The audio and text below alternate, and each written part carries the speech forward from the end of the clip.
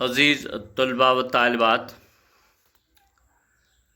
آج ہم چونکہ ریویژن کر رہے ہیں، آج ہم داستان قصے کہتے ہیں اور داستان کی ابتدا پر مختصر سی روشنی ڈالنے کی کوشش کریں گے ہم۔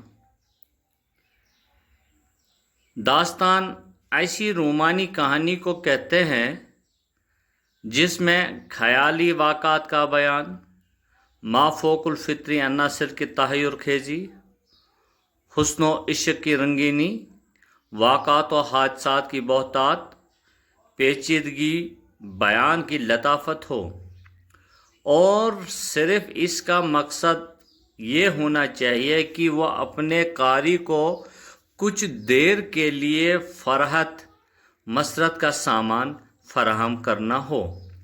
ماضی کے واقعات اور تجربات کو دوسروں تک پہنچانے کا جذبہ ہی کہانی کا اصل محرک ہے۔ انسان گزرے ہوئے حالات و واقعات اور تجربات میں دوسروں کو شریک کرتا ہے تو اس کی کوششیں ہوتی ہے کہ واقعات کو ایسے دلچسپ اور مؤثر طریقے سے بیان کرے کہ سننے والوں کے دل و دماغ پر ویسے ہی اثرات ہو جو خود اس نے محسوس کیے ہیں۔ واقعات کو دلچسپ اور پر اثر ڈھنگ سے داستان کا مرکزی تخیل، عشق و محبت کی باتیں۔ داستان کا اصل مقصد کردار سازی ہے، معاشیات اور زندگی کی اصلاح ہے، اور پھر بلکہ صرف تفریح کا سامان ہے۔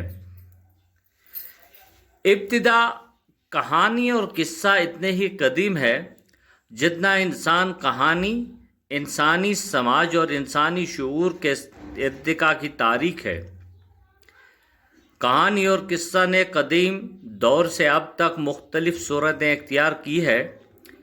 جس طرح انسان کی سماجی زندگی ترقی کرتی گئی اور اس کے علم شعور کی حدیں بڑھتی گئیں، اسی طرح کہانی کا مواد اور اس کے موضوعات بھی بدلتے گئے۔ آہستہ آہستہ کہانی کے مواد اور اس کے موضوعات میں ترقی ہوتی گئی جو آج ہمارے سامنے حکایت، تمثیل، داستان، ناول اور افسانے کی شکل میں موجود ہے۔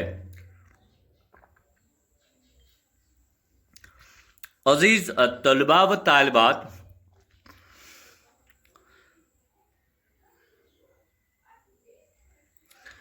داستانوں کا رواج ایسے دور میں ہوا جو سیاسی اور تہذیبی اعتبار سے زوال کا زمانہ کہلاتا ہے، کیونکہ ایسے زمانے میں انسان نے زندگی کی مستقل جدوجہد، ناکامیوں، نامرادیوں سے تنگ آ کر ایسے گوشے عافیت کی تلاش کی جو اس کی روح کو تسکین پہنچا سکے، جو اس کے خوابوں کی تعبیر اور شکستہ آرزوؤں کا مرہم ہو، اور تھوڑی دیر کے لیے اسے تفکرات سے نجات دلا سکے۔